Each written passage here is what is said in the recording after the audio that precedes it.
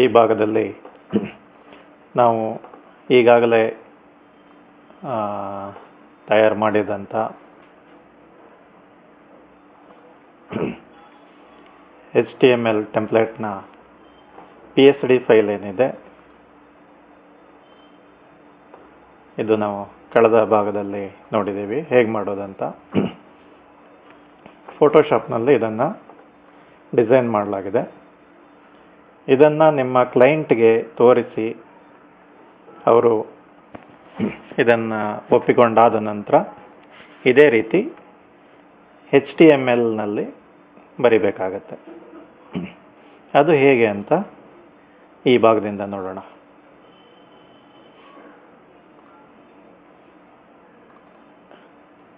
ಫೋಟೋಶಾಪ್ನಲ್ಲಿ ಮಾಡಿದಂಥ ಫೈಲ್ ಇಲ್ಲಿದೆ. ಕಲರ್ಗಳ ಆಯ್ಕೆಗಾಗಿ ಫೋಟೋಶಾಪ್ನಲ್ಲಿ ಅದನ್ನು ಓಪನ್ ಮಾಡ್ಕೋಬೇಕಾಗತ್ತೆ.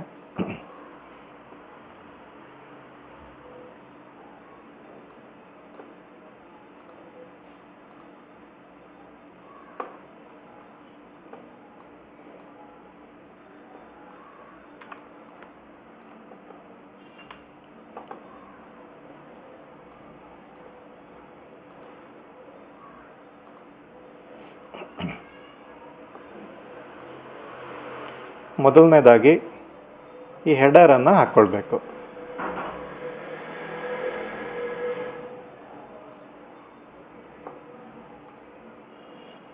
ನಾನಿಲ್ಲಿ ಬ್ರಾಕೆಟ್ ಸಾಫ್ಟ್ವೇರನ್ನು ಓಪನ್ ಮಾಡ್ಕೊತೀನಿ.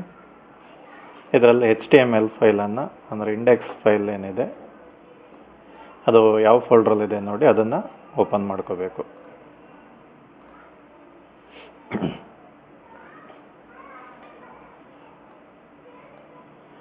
ಇದರಲ್ಲಿ ಸ್ಟೈಲ್ ಶೀಟ್ ಕ್ರಿಯೇಟ್ ಮಾಡಿದ್ದೀವಿ, ಅದು ಹೆಡ್ ಸೆಕ್ಷನಲ್ಲಿ ಆಗಿದೆ.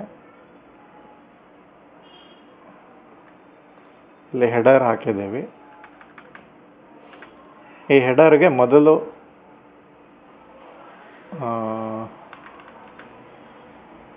ಸ್ಟೈಲನ್ನು ಕೊಡಬೇಕಾಗತ್ತೆ. ಓಕೆ, ಇದು ಫೈಲ್ ಹೇಗಿದೆ ನೋಡೋಣ. ಬ್ರೌಸರ್ನಲ್ಲಿ ಓಪನ್ ಮಾಡಿದಾಗ ಈ ರೀತಿ ಇದೆ. ಆದರೆ ನಮಗೆ ಬೇಕಾಗಿರೋದು ಈ ರೀತಿ.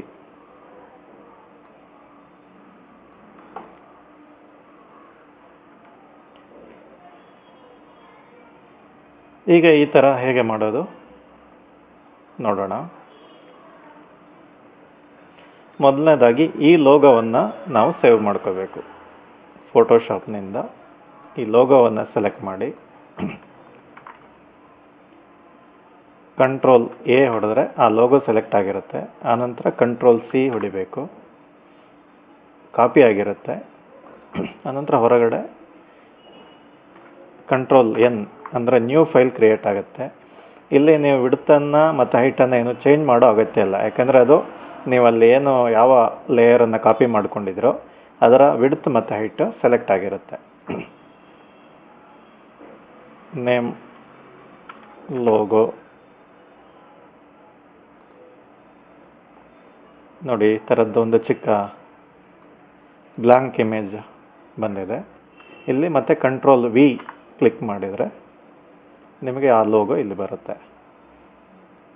ಈಗ ಲೇಯರ್ ಸೆಕ್ಷನ್ಗೆ ಹೋಗಿ ಅಥವಾ ಇಲ್ಲಿ ಹೊರಗಡೆ ಬ್ಯಾಕ್ಗ್ರೌಂಡ್ ಅಂತ ಇರುತ್ತೆ ಅದನ್ನು ಸೆಲೆಕ್ಟ್ ಮಾಡಿ ಡಿಲೀಟ್ ಮಾಡಿ. ಅದನ್ನು ನಮಗೆ ಈ ಲೋಗೋ ಮಾತ್ರ ಸಾಕು. ಇದನ್ನು ಸೇವ್ ಮಾಡಬೇಕು.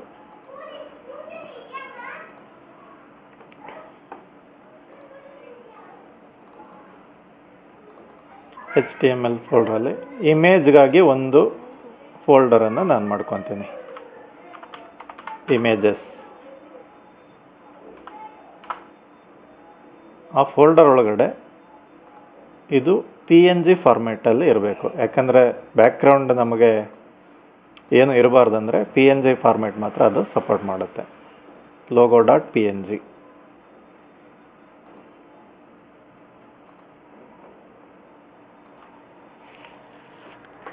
ಇಮೇಜಸ್ ಫೋಲ್ಡರ್ ಒಳಗಡೆ ನೋಡಿ ಈ ಥರ ಲೋಗೋ PNG ಫಾರ್ಮ್ಯಾಟಲ್ಲಿ ಸೇವ್ ಆಗಿದೆ.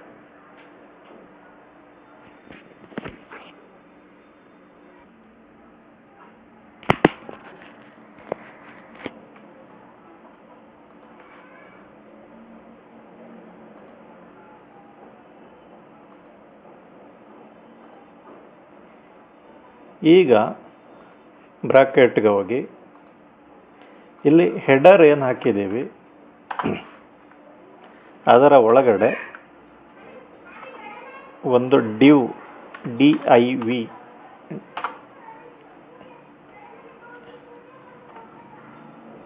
ಈ ರೀತಿ ಅದು ಶುರುವಾಗಿ ಕ್ಲೋಸ್ ಆಗುತ್ತೆ. ಈ ಡಿವ್ಗೆ ಕ್ಲಾಸ್ ಕೊಡಿ, CLASS. ಕ್ಲಾಸ್ ಅಂದರೆ ಏನಂತ ನಾನು ಈಗಾಗಲೇ ಹೇಳಿದ್ದೀನಿ. ಇಲ್ಲ, ಕ್ಲಾಸ್ ಅಂದರೆ ಹೇಳಿಲ್ಲ, ಈ ಸಲ ಹೇಳ್ತೇನೆ. ಇದಕ್ಕೆ ಲೋಗೋ ಅಂತ ನೇಮ್ ಕೊಟ್ಟಿದ್ದೇನೆ. ಈ ಲೋಗೋ ಇಮೇಜ್ ಏನು ಹಾಕಿದ್ವಿ ಲಾಸ್ಟ್ ಟೈಮ್ ಅದನ್ನು ಕಟ್ ಮಾಡಿ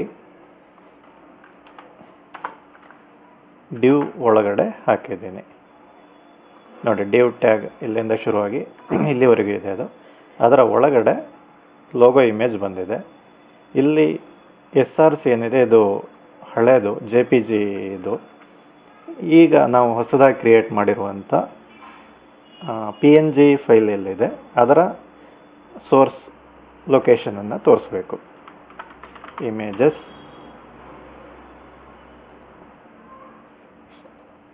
ನೋಡಿ, images/logo PNG ಇದು ಸೆಲೆಕ್ಟ್ ಆಗಿದೆ.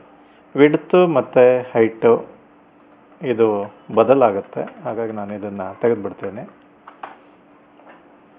ಇದಾದ ನಂತರ ನೀವಿಲ್ಲಿ ಆಲ್ಟ್ ಅನ್ನೋ ಒಂದು ಅಂದರೆ ಆಲ್ಟರ್ನೇಟಿವ್ ನೇಮ್ ಅಂತ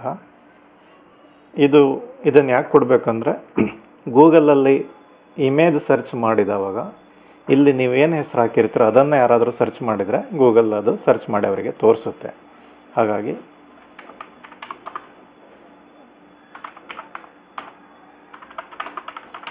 ಯುವರ್ ಕಂಪನಿ ನೇಮ್ ಅಂದರೆ ನೀವು ಯಾವ ಕಂಪನಿಗೆ ಈ ವೆಬ್ಸೈಟನ್ನು ಮಾಡ್ತಾ ಇದ್ದೀರೋ ಆ ಕಂಪನಿ ಹೆಸರನ್ನು ಹಾಕಬೇಕು. ಆಮೇಲೆ ಟೈಟಲ್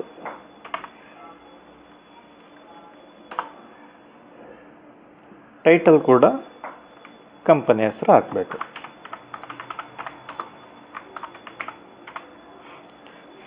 ಓಕೆ, ಟೈಟಲ್ ಕೂಡ ಗೂಗಲ್ ಸರ್ಚ್ಗೆ ಪ್ರಮುಖವಾದ ಪಾತ್ರವನ್ನು ವಹಿಸುತ್ತೆ.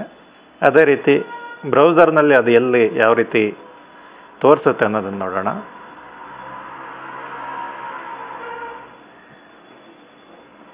ನೋಡಿ, ನಾವು ಸೈಜ್ ಕೊಟ್ಟಿಲ್ಲದೆ ಇರೋದ್ರಿಂದ ಈ ರೀತಿ ದೊಡ್ಡದಾಗಿ ತೋರಿಸ್ತಾ ಇದೆ. ಇಲ್ಲಿ ಕರ್ಸರ್ ತಗೊಂಡು ಹೋದಾಗ ನೋಡಿ ಕಂಪನಿ ನೇಮ್ ಅಂತ ಡಿಸ್ಪ್ಲೇ ಆಗ್ತಾ ಇದೆ. ಇದು ಟೈಟಲ್, ಅಂದರೆ ಟೈಟಲ್ ಹಾಕಿದರೆ ಮಾತ್ರ ಈ ಥರ ಡಿಸ್ಪ್ಲೇ ಆಗುತ್ತೆ.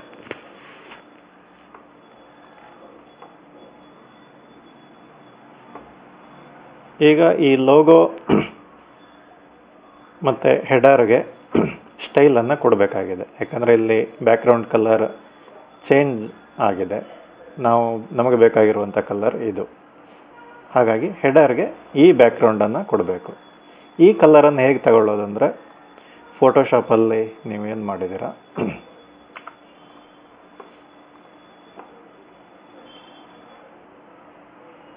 ಕಲರ್ ಸೆಲೆಕ್ಟ್ ಟೂಲ್ ಒಂದು ಇರುತ್ತೆ, ಇಲ್ಲಿದೆ ನೋಡಿ. ಇದನ್ನು ಸೆಲೆಕ್ಟ್ ಮಾಡಿಕೊಂಡು ನಮಗೆ ಯಾವ ಕಲರ್ ಬೇಕು ಅದನ್ನು ಸೆಲೆಕ್ಟ್ ಮಾಡಬೇಕು.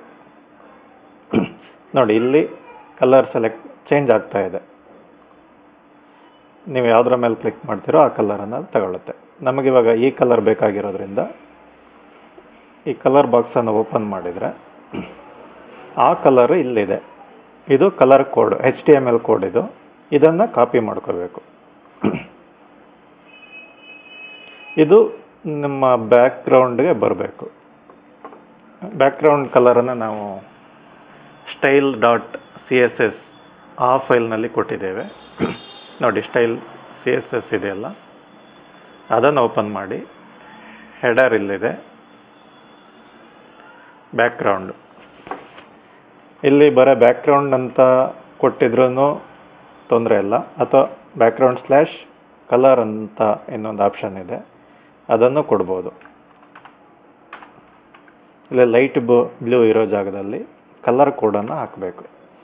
ಆದರೆ ಈ ಬರೀ ಕೋಡ್ ಹಾಕಿದರೆ ಅದು ತಗೊಳ್ಳಲ್ಲ. CSS ಫಾರ್ಮ್ಯಾಟ್ಗೆ ಕಲರ್ ಕೋಡನ್ನು ಕೇವಲ ಕೋಡ್ ಹಾಕಿದ್ರಾಗಲ್ಲ. ಇಲ್ಲಿ ಹ್ಯಾಶ್ ಸಿಂಬಲನ್ನು ಹಾಕಬೇಕು. Background colour colon hash symbol, ಆನಂತರ ಕಲರ್ ಕೋಡ್ ಇದು ನೋಡಿ. ಆ ಕಲರನ್ನು ಇಲ್ಲಿ ಕರ್ಸರ್ ತಗೊಂಡೋದ್ರೂ ತೋರಿಸ್ತಾ ಇದೆ. ಈಗ ಸೇವ್ ಮಾಡಿಕೊಂಡು ನೋಡೋಣ.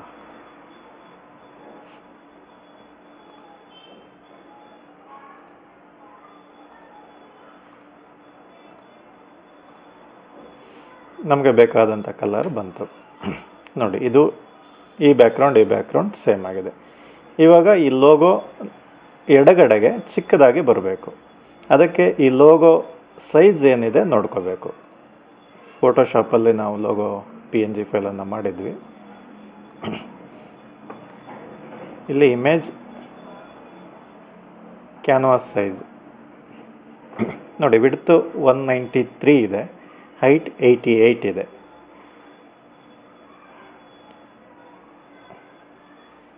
ಈ ಹೈಟನ್ನು ನಾವು ಎಲ್ಲಿ ಕೊಡಬೇಕಂದ್ರೆ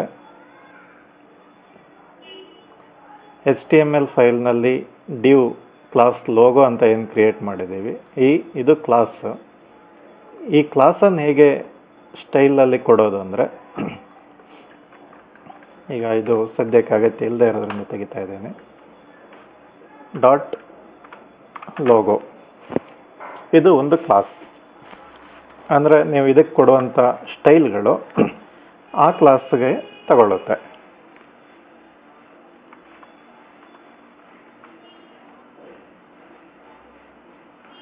ಹೇಗೆ ಅಂತ ತೋರಿಸ್ತೀನಿ ನೋಡಿ.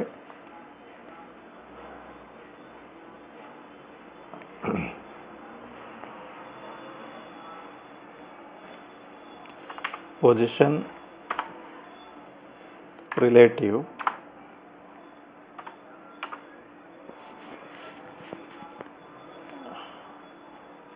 ವಿಡ್ತ್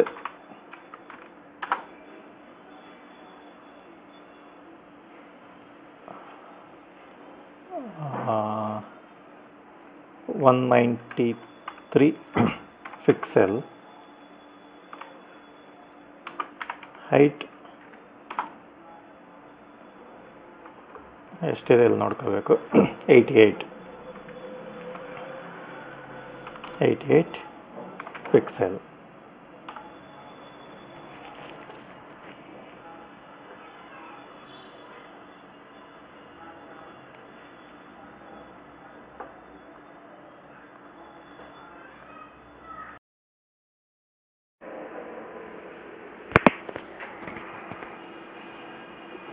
ಈ ರೀತಿ ತೋರಿಸುತ್ತೆ.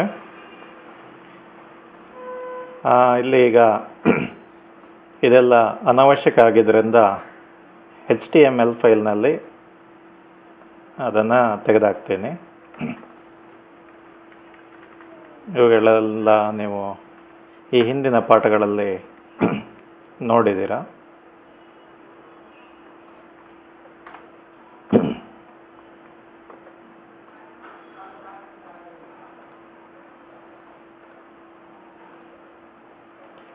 ಈಗ ಈ ಕಂಪನಿ ನೇಮ್ ಮತ್ತು ಕಂಪನಿ ಟ್ಯಾಗ್ಲೈನ್ ಏನಿದೆ ಅದು ಈ ಲೋಗೋ ಬಲಗಡೆ ಬರಬೇಕು.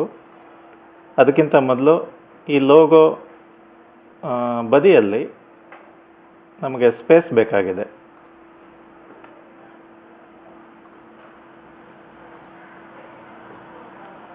ನಾವು ವಿನ್ಯಾಸ ಮಾಡಿದಂಥ ಟೆಂಪ್ಲೇಟ್ ನೋಡಿದರೆ ಗೊತ್ತಾಗುತ್ತೆ. ಇಲ್ಲಿ ಸ್ಪೇಸ್ ಇದೆ, ಆ ಸ್ಪೇಸನ್ನು ಕೂಡ ನಾವು ಕೊಡಬೇಕು. ಸ್ಪೇಸನ್ನು ಹೇಗೆ ಕೊಡೋದು?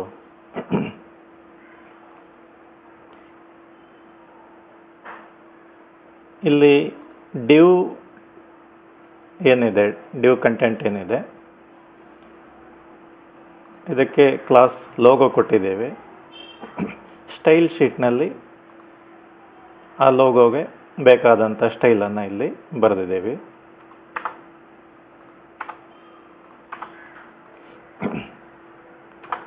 ಸ್ಪೇಸನ್ನು ಕೂಡ ಅದಕ್ಕೆ ಕೊಡ್ಬೋದು. ಸ್ಪೇಸನ್ನು ಎರಡು ರೀತಿಯಲ್ಲಿ ಕೊಡ್ಬೋದು. ಮಾರ್ಜಿನ್ ಮತ್ತು ಪ್ಯಾಡಿಂಗ್ ಎರಡು ಥರನೂ ಕೊಡ್ಬೋದು. ಮಾರ್ಜಿನ್ ಅನ್ನೋದು ಆ ಡಿವ್ ಟ್ಯಾಗ್ ಏನಿದೆ ಅದರಿಂದ ಹೊರಗಡೆ ತಗೊಳುತ್ತೆ. ಪ್ಯಾಡಿಂಗ್ ಅನ್ನೋದು ಆ ಡಿವ್ ಟ್ಯಾಗ್ನ ಒಳಗಡೆ ತಗೊಳುತ್ತೆ. ಎರಡಕ್ಕೂ ಹೆಚ್ಚಿನ ವ್ಯತ್ಯಾಸ ಇಲ್ಲ, ಆದರೆ ನೀವು ವಿನ್ಯಾಸ ಮಾಡ್ತಾ ಹೋದಾಗೆ ನಿಮಗೆ ಗೊತ್ತಾಗುತ್ತೆ ಎಲ್ಲಿ ಮಾರ್ಜಿನ್ ಕೊಡ್ಬೋದು, ಎಲ್ಲಿ ಪ್ಯಾಡಿಂಗ್ ಕೊಡ್ಬೋದು ಅಂತ. ಈಗ ನಾನು ಎರಡನ್ನ ತೋರಿಸ್ತೀನಿ ನೋಡಿ. ಮಾರ್ಜಿನ್ 20 px ಅಂದರೆ ಪಿಕ್ಸೆಲ್ ಲೋಗೋ ಡಿವ್ ಟ್ಯಾಗಿಗೆ ಕೊಟ್ಟಿದ್ದೀನಿ ನೋಡಿ. ಈ ರೀತಿ ಮಾರ್ಜಿನ್ ಲೆಫ್ಟ್ ಸೈಡ್ನಲ್ಲೂ 20 ಪಿಕ್ಸೆಲ್ ತಗೊಂಡಿದೆ, ಮೇಲ್ಗಡೆಗೂ ತಗೊಂಡಿದೆ. ಅದೇ ರೀತಿ ಈ ಮಾರ್ಜಿನನ್ನು ಪ್ಯಾಡಿಂಗ್ ಮಾಡ್ತೇನೆ, PADDING.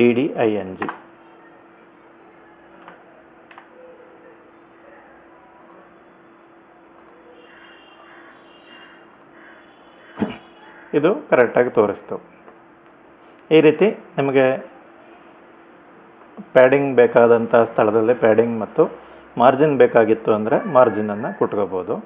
ನೀವು ಹೆಚ್ಚೆಚ್ಚು ವಿನ್ಯಾಸಗಳನ್ನು ಮಾಡ್ತಾ ಹೋದಾಗ ಅದು ನಿಮಗೆ ಗೊತ್ತಾಗುತ್ತೆ ಎಲ್ಲಿ ಮಾರ್ಜಿನ್ ಕೊಡ್ಬೋದು ಮತ್ತು ಎಲ್ಲಿ ಪ್ಯಾಡಿಂಗ್ ಕೊಡ್ಬೋದು ಅಂತ. ಈಗ ಈ ಕಂಪನಿ ನೇಮ್ ದೊಡ್ಡದಾಗಿ ಬಲಗಡೆಗೆ ಬರಬೇಕು. ಅದಕ್ಕೆ ಏನು ಮಾಡ್ಬೋದು ನೋಡೋಣ.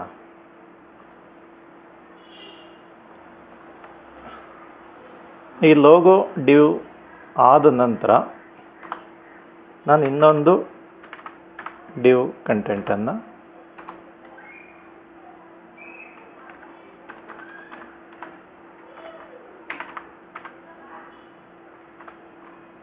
ಹಾಕ್ತೇನೆ.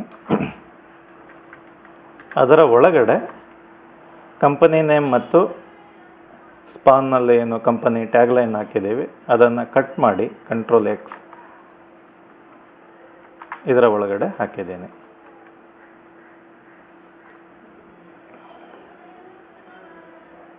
ಇಲ್ಲಿ ನಾನು ಇನ್ನೊಂದು ಅಂಶವನ್ನು ನಿಮಗೆ ತಿಳಿಸ್ಬೇಕಾಗತ್ತೆ. ಈ ರೀತಿ ಡಿವ್ ಟ್ಯಾಗ್ಗಳನ್ನು ಒಂದಾದ ನಂತರ ಒಂದು ಹಾಕ್ತಾ ಹೋದಾಗ ತುಂಬ ಆಗೋದ್ರಿಂದ ನೀವು ಸುಲಭವಾಗಿ ಗುರುತಿಸಲಿಕ್ಕೆ ಅಲ್ಲಲ್ಲಿ ಕಮೆಂಟ್ಗಳನ್ನು ಮಾಡ್ಕೋಬೋದು. ಅಂದರೆ ಅದು ಬ್ರೌಸರಲ್ಲಿ ಡಿಸ್ಪ್ಲೇ ಆಗೋದಿಲ್ಲ, ಆದರೆ ನಿಮಗೆ ಗೊತ್ತಾಗುತ್ತೆ. ನಿಮಗೆ ಅಥವಾ ನಿಮ್ಮ HTML ಕೋಡನ್ನು ಇನ್ನೊಬ್ರು ಯಾರೋ ನಿಮ್ಮ ಸ್ನೇಹಿತರು ನೋಡಿದರೆ ಅಥವಾ ಬೇರೆಯವರು ನೋಡಿದವಾಗ ಇದನ್ನು ಯಾವುದಕ್ಕೆ ಉಪಯೋಗಿಸಿದ್ದಾರೆ ಅನ್ನೋದು ಗೊತ್ತಾಗುತ್ತೆ. ಈಗ ಇದು ಕಂಪನಿ ನೇಮ್ ಹೆಡರ್ ಆದ್ದರಿಂದ ಇಲ್ಲಿ ಕಮೆಂಟನ್ನು ಹಾಕ್ತೀನಿ ನೋಡಿ. ಕಮೆಂಟ್ ಹಾಕೋದು ಹೇಗೆ ಅಂದರೆ ಒಂದು ಲೆಫ್ಟ್ ಆರೋ ಮಾರ್ಕ್, ಎಕ್ಸ್ಕ್ಲಮೇಟರಿ ಚಿಹ್ನೆ, ಆಮೇಲೆ 2 ಡ್ಯಾಶ್ ನೋಡಿ. ಇದೆಲ್ಲ ಗ್ರೇ ಕಲರಲ್ಲಿ ಆಯಿತು. ಈ ಕಮೆಂಟನ್ನು ಎಲ್ಲಾದರೂ ಒಂದು ಕಡೆ ಕ್ಲೋಸ್ ಮಾಡಬೇಕು. ಇಲ್ಲಿ ಕ್ಲೋಸ್ ಮಾಡ್ತೀನಿ ನೋಡಿ. ಅಂದರೆ ಈ ಕಮೆಂಟ್ ಒಳಗಡೆ ಕಂಪನಿನೇ ಮತ್ತು ಕಂಪನಿ ಟ್ಯಾಗ್ಲೈನ್ ಬಂದಿದೆ. ಇದನ್ನು ಸೇವ್ ಮಾಡಿ ನೋಡಿದರೆ ನೋಡಿ ಅದು ಹೊರಟೋಯ್ತು. ಅಂದರೆ ಇದು ಬ್ರೌಸರ್ನಲ್ಲಿ ಡಿಸ್ಪ್ಲೇ ಆಗೋದಿಲ್ಲ, ಆದರೆ HTML ಕೋಡ್ ಸೆಕ್ಷನ್ನಲ್ಲಿ ನೋಡಿದಾಗ ಇದು ಕಾಣಿಸುತ್ತೆ. ಇದನ್ನು ನೀವು ಬ್ರೌಸರ್ ವ್ಯೂ ಪೇಜ್ ಸೋರ್ಸ್ ಇದರಲ್ಲಿ ನೋಡಿದಾಗ ಕೂಡ ಗೊತ್ತಾಗುತ್ತೆ. ನೀವು ಬರೆದಂಥ ಕೋಡೆಲ್ಲ ಇಲ್ಲಿದೆ ನೋಡಿ. ಇದು ಕಮೆಂಟ್ ಒಳಗಡೆ ಇದೆ.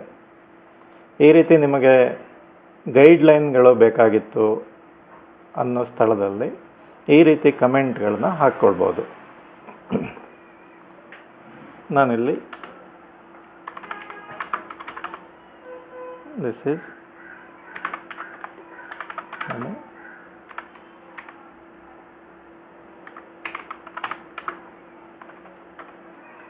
ಕಮೆಂಟನ್ನು ಕ್ಲೋಸ್ ಮಾಡಿದ್ದೀನಿ.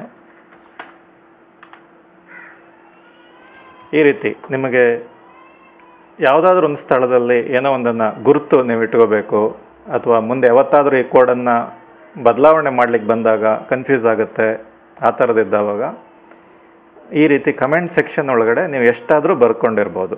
ಅದು ಹಾಗೆ ಇರುತ್ತೆ, ಬ್ರೌಸರಲ್ಲಿ ನಿಮಗೆ ಡಿಸ್ಪ್ಲೇ ಆಗೋದಿಲ್ಲ. ಇದೊಂದು ಸುಲಭ ಮಾರ್ಗ ಅಂತ ಹೇಳ್ಬೋದು.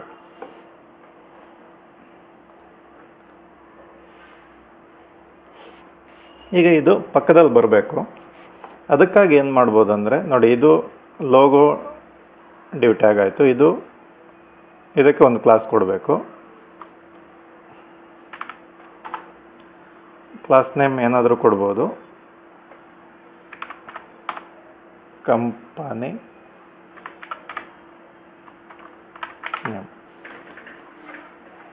ನೋಡಿ, ಇದು ನೀವು ಇಷ್ಟು ಉದ್ದನೇ ಕೊಡಬೇಕಂತೆಲ್ಲ, ನಿಮಗೆ ಅನುಕೂಲ ಆಗಲಿಕ್ಕೆ CN ಅಂತನೋ ಏನು ಬೇಕಾದರೂ ಕೊಟ್ಕೋಬೋದು. ಬಟ್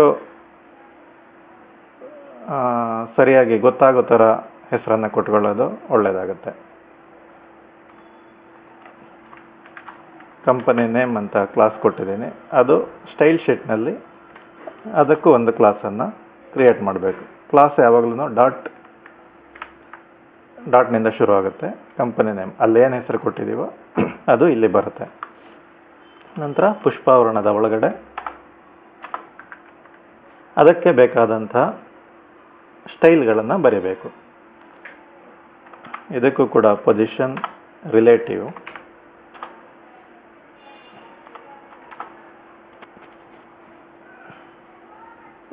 ವಿಡ್ತ್,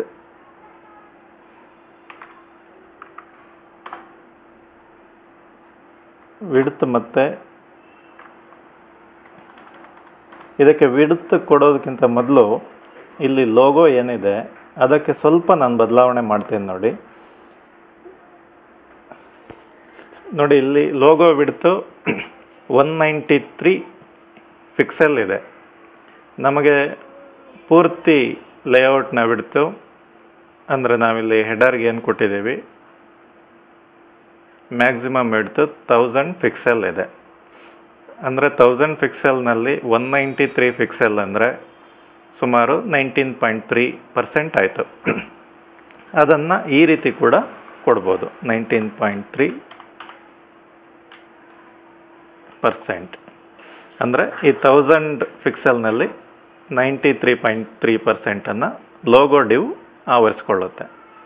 ಹೈಟನ್ನೇನೋ ಬದಲಾವಣೆ ಮಾಡೋದು ಬೇಕಾಗಿಲ್ಲ. ಇದು 19.3%ಗಿಂತ ನೀವು 20% ಕೂಡ ಮಾಡ್ಬೋದು. ಅಂದರೆ ಹೆಚ್ಚಿನ ಬದಲಾವಣೆ 19.3 ಮತ್ತು 20%ಗೇನು ಹೆಚ್ಚಿನ ಬದಲಾವಣೆ ಇಲ್ಲ. ಇದು ವಿಡ್ತು 20% ಆಯಿತು. ಅಂದರೆ ಒಂದು 20% ಆವರಿಸ್ಕೊಂಡಿದ್ರೆ ಇನ್ನು ಉಳಿದಿದ್ದು 80% ಉಳಿಯುತ್ತೆ. ಅಂದರೆ ಕಂಪನಿ ನೇಮ್ಗೆ ವಿಡ್ತು 80% ಜಾಗ ಇದೆ.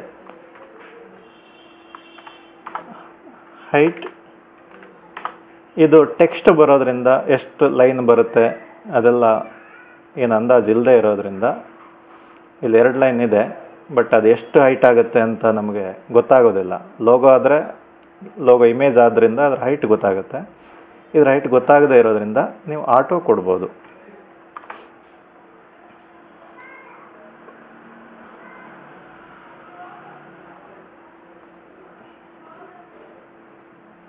ನೋಡಿ, ಇದು ಪಕ್ಕದಲ್ಲಿ ಬರಬೇಕು.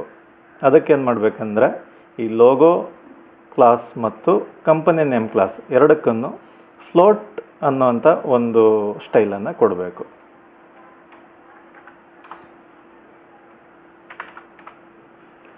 FLOAT, float left.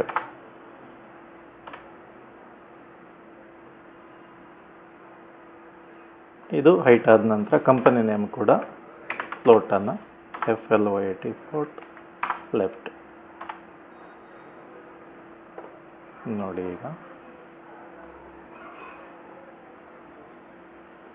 ಈ ರೀತಿ ಒಂದು ರೀತಿ ಕಲಸೋ ಮೆಲೋಗರ ಆಯಿತು. ಇದು ಯಾಕೆ ಅಂದರೆ HTML ಫೈಲ್ನಲ್ಲಿ ನೋಡಿದರೆ ಈ ಡಿವ್ ಟ್ಯಾಗ್ ಅಂದರೆ ಲೋಗೋ ಡಿವ್ ಫ್ಲೋಟ್ ಲೆಫ್ಟ್ ಇದೆ. ಅದಾದ ನಂತರ ಕಂಪನಿ ನೇಮ್ ಡಿವ್ ಟ್ಯಾಗ್ ಸಹ ಫ್ಲೋಟ್ ಲೆಫ್ಟ್ ಇದೆ. ಎರಡೂ ಈ ರೀತಿ ಪಕ್ಕದಲ್ಲಿ ಬಂದ ನಂತರ ಒಂದು ಕ್ಲಿಯರ್ ಅನ್ನುವಂಥ ಆ ಫ್ಲೋಟನ್ನು ಕ್ಲಿಯರ್ ಮಾಡಬೇಕು. ಅದನ್ನು ಹೇಗೆ ಮಾಡೋದು ಅಂದರೆ ಇನ್ನೊಂದು ಡಿವ್ ಟ್ಯಾಗನ್ನು ಹಾಕ್ತೀನಿ. ಅದಕ್ಕೆ ಕ್ಲಾಸ್ ಕ್ಲಿಯರ್ ಕೊಟ್ಟಿದ್ದೀನಿ. ಸ್ಟೈಲ್ನಲ್ಲಿ ಕ್ಲಿಯರ್ ಅನ್ನುವಂಥ ಒಂದು ಕ್ಲಾಸನ್ನು ಬರಿಬೇಕು. Dot clear. ಇದರಲ್ಲಿ ಏನು ಸ್ಟೈಲ್ ಇರುತ್ತೆ ಅಂದರೆ CLEAR ಕ್ಲಿಯರ್ ಬೋತ್. ಅಂದರೆ ಫ್ಲೋಟ್ ಏನೇನು ಡಿವ್ ಹಾಕಿದ್ದೀವಿ ಅದೆಲ್ಲ ಕ್ಲಿಯರ್ ಆಗಬೇಕು, ಅಲ್ಲಿಗೆ ಮುಗಿಬೇಕು ಅನ್ನೋ ಅರ್ಥದಲ್ಲಿ.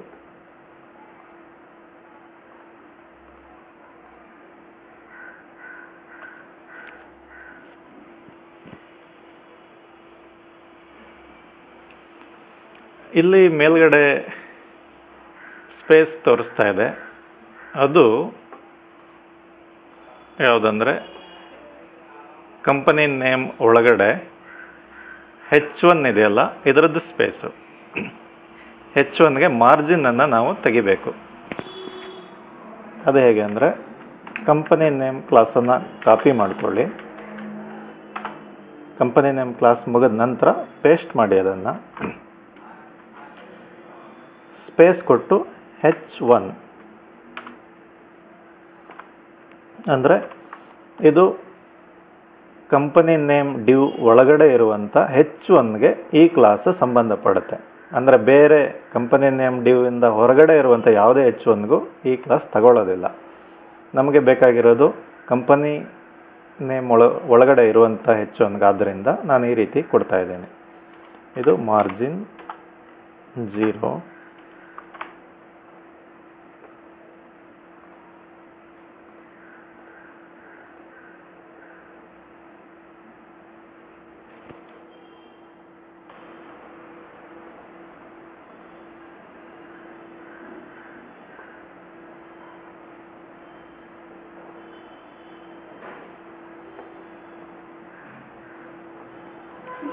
ಇಲ್ಲಿ ಲೋಗೋ 20 ಪಿಕ್ಸೆಲ್ ಇದೆ ಪ್ಯಾಡಿಂಗ್, ಇದನ್ನು ನಾನು 1% ಮಾಡ್ತೇನೆ.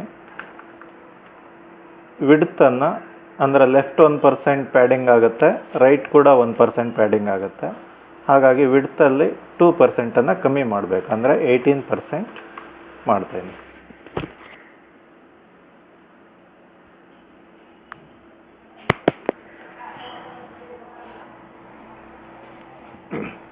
ಈ ರೀತಿ ಬಂತು. ಇಲ್ಲಿ ಏನಾಗಿದೆ, ಲೋಗೋ ಇಮೇಜ್ಗೆ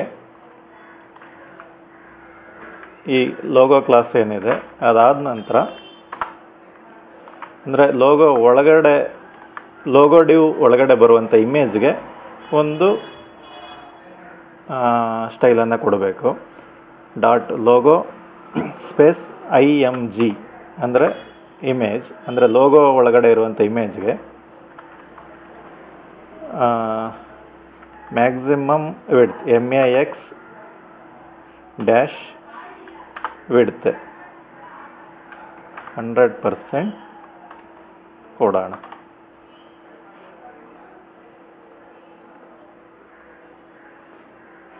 ನೋಡಿ, ಅದು ಆ ಲೋಗೋ ಡಿವ್ ಎಷ್ಟಿದೆಯೋ ಅಂದರೆ 20% ಒಳಗಡೆ ಆ ಇಮೇಜ್ ಕೂತ್ಕೊಳ್ಳುತ್ತೆ. ನೀವು ಬ್ರೌಸರ್ ದೊಡ್ಡದಾದಾಗ ಈ ರೀತಿ ನಿಮಗೆ 20%ನಲ್ಲಿ ತೋರಿಸುತ್ತೆ. ಈ ಕಂಪನಿ ನೇಮ್ ಇದರಿಂದ ಹೊರಗಡೆ ಇದೆ. ಇದು 20% ಕಡಿಮೆ ಆಯಿತು ಅಂದರೆ ಇನ್ನೂ ಸ್ವಲ್ಪ ಜಾಸ್ತಿ ಮಾಡ್ಬೋದು. 18% ಕೊಟ್ಟಿದ್ದೀವಿ ನಾವು. ಇಲ್ಲಿ ಇವಾಗ ಪರ್ಸೆಂಟೇಜ್ ಕೊಡುವಾಗ ಇಲ್ಲಿ 80ಇಂದ ತೆಗೆದು ಇಲ್ಲಿ ಹಾಕಬೇಕಾಗತ್ತೆ. ಇದನ್ನು 70 ಮಾಡ್ತೀನಿ, ಅಂದರೆ ನಮಗಿಲ್ಲಿ 10% ಸಿಕ್ತು. ಇದನ್ನು 28% ಮಾಡ್ತೀನಿ.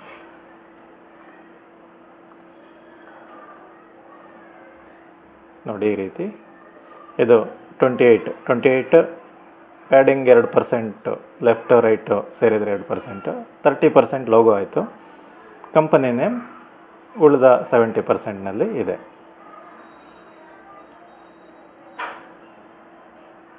ಈಗ ಕಂಪನಿ ನೇಮ್ ದೊಡ್ಡದಾಗಬೇಕು.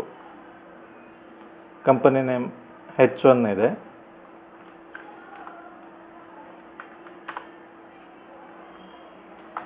ಇದಕ್ಕೆ ಕಲರ್ ಕೊಡಬೇಕು.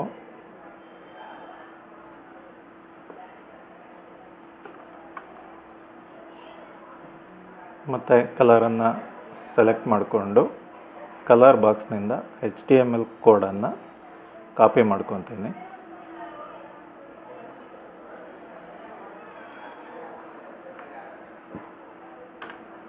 ಕಲರನ್ನು ಒಂದು ಹ್ಯಾಶ್ ಹಾಕಿ ಅಲ್ಲಿಂದ ಕಾಪಿ ಮಾಡಿದ ಕೋಡನ್ನು ಇಲ್ಲಿ ಪೇಸ್ಟ್ ಮಾಡ್ತೀನಿ.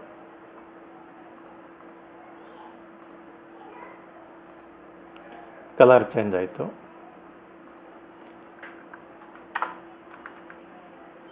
Font size, font dash size ಒಂದು 250%. ಅಂದರೆ ನಾವಿಲ್ಲಿ ಮೇಲ್ಗಡೆ ಬಾಡಿ ಸೈಜ್ 12 ಪಿಕ್ಸೆಲ್ ಕೊಟ್ಟಿದ್ದೀವಿ. 250% ಅಂದರೆ 24-30% ಅಷ್ಟು, 30 ಪಿಕ್ಸೆಲ್ ಅಷ್ಟಾಗುತ್ತೆ.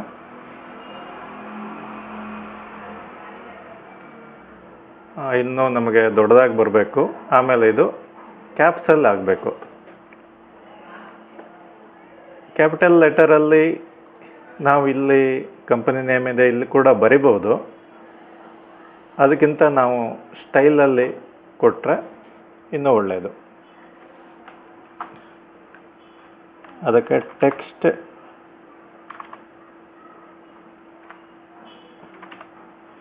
ಟ್ರಾನ್ಸ್ಫಾರ್ಮ್ ಅನ್ನುವಂಥ ಒಂದು ಸ್ಟೈಲ್ ಇದೆ. ಇದರಲ್ಲಿ ಲೋವರ್ ಕೇಸ್, ಅಪ್ಪರ್ ಕೇಸ್ ಅಂತೆಲ್ಲ ಇರುತ್ತೆ. ಈ ಅಪ್ಪರ್ ಕೇಸನ್ನು ಕೊಟ್ಟರೆ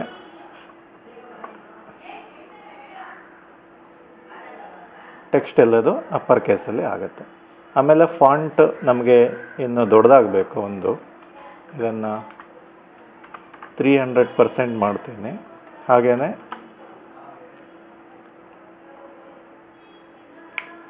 font style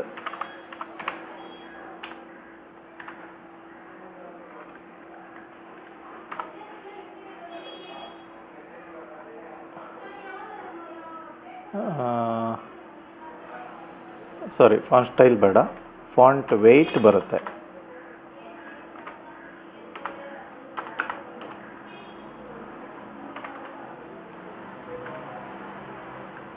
font weight bold.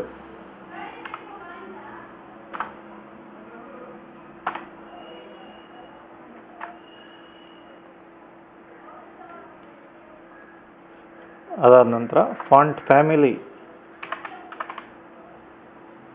Font family ಅಂದರೆ ಯಾವ ಫಾಂಟ್ ಬೇಕು ಅಂತ ಇಲ್ಲಿ ಕೆಲವೊಂದು ಇದೆ. ಇದನ್ನಾದರೂ ನೀವು ಕೊಡ್ಬೋದು. ನಾನು ಏರಿಯಲ್ ಕೊಡ್ತೀನಿ. ARIAL ಅಂದರೆ ಸಾಧಾರಣವಾಗಿ ಎಲ್ಲ ಕಂಪ್ಯೂಟರ್ನಲ್ಲೂ ಏರಿಯಲ್ ಫಾಂಟ್ ಇದ್ದೇ ಇರುತ್ತೆ.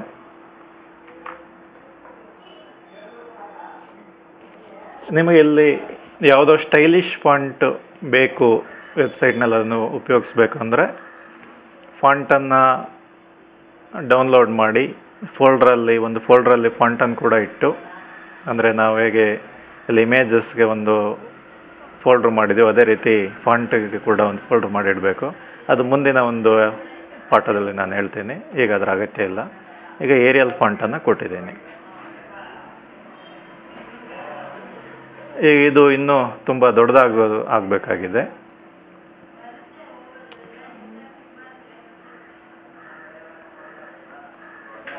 ಫಾಂಟ್ ವೆಯ್ಟ್ 800 ಕೊಟ್ಟಿದ್ದೇನೆ. Font size 400. ನೋಡೋಣ ಇದು ಹೇಗೆ ಬರುತ್ತೆ. ಓಕೆ.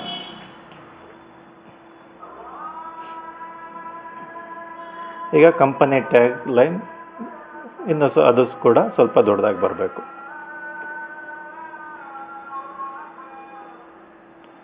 ಕಂಪನಿ ಟ್ಯಾಗ್ ಲೈನನ್ನು ನಾವಿಲ್ಲಿ ಒಂದು ಸ್ಪಾನ್ ಒಳಗಡೆ ಹಾಕಿದ್ದೀವಿ.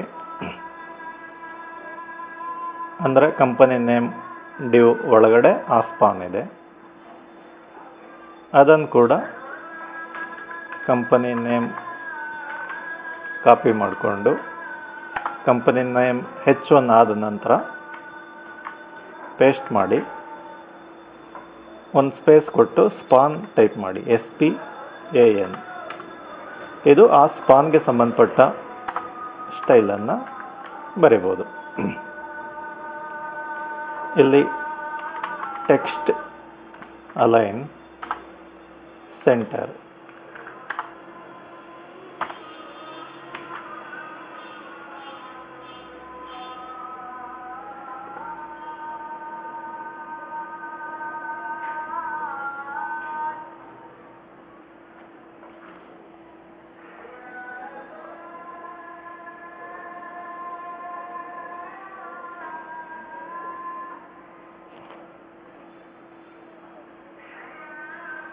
ಹಾಗೆಯೇ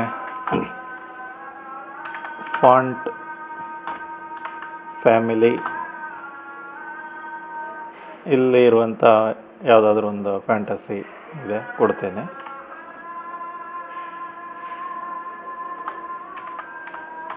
font size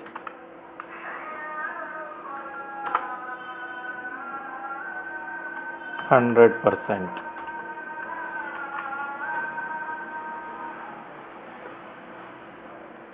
font family Arial ಕೊಡೋಣ.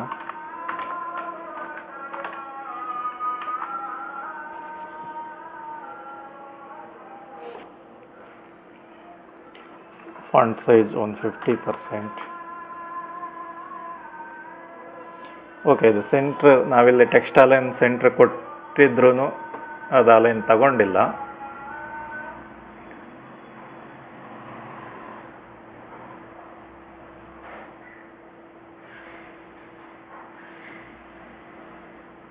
ಅದನ್ನು ಕಂಪನಿ ನೇಮ್ ಇದಕ್ಕೆ ಕೊಡ್ತೀನಿ, ಟೆಕ್ಸ್ಟ್ ಅಲೈನ್ ಸೆಂಟರ್.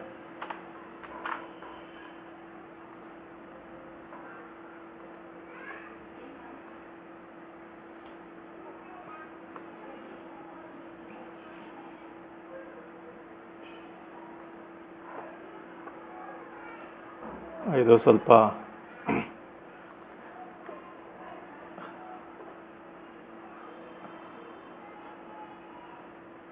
ಹೆಚ್ಚು ಕಡಿಮೆ ಆಗ್ತಾ ಇದೆ ನೋಡಿ. ಟೆಕ್ಸ್ಟ್ ಅಲೈನ್ ಸೆಂಟರ್ ಕೊಟ್ಟಿರೋದ್ರಿಂದ ಅದು ಆ ಡ್ಯೂಗೆ ತಗೊಳ್ತಾ ಇದೆ. ನಮಗೆ ಕಂಪನಿ ನೇಮ್ ಎಡಗಡೆಗೆ ಬರಬೇಕು.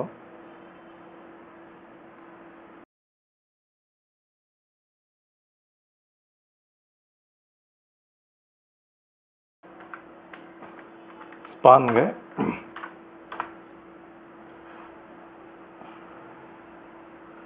ಪ್ಯಾಡಿಂಗ್ ಇಲ್ಲ,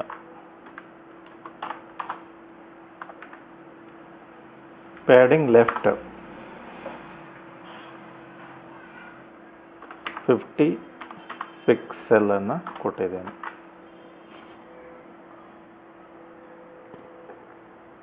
ಇದು 150 ಮಾಡೋಣ.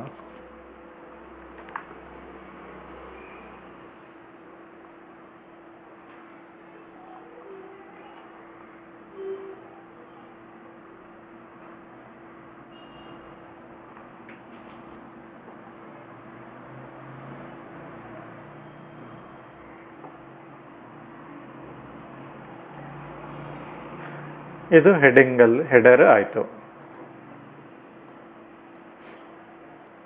ಇದಾದ ನಂತರ ಮೆನು ಬಾರನ್ನು ಕ್ರಿಯೇಟ್ ಮಾಡಬೇಕು. ಇದನ್ನು ಮುಂದಿನ ಪಾಠದಲ್ಲಿ ತಿಳ್ಕೊಳ್ಳೋಣ. ಧನ್ಯವಾದ.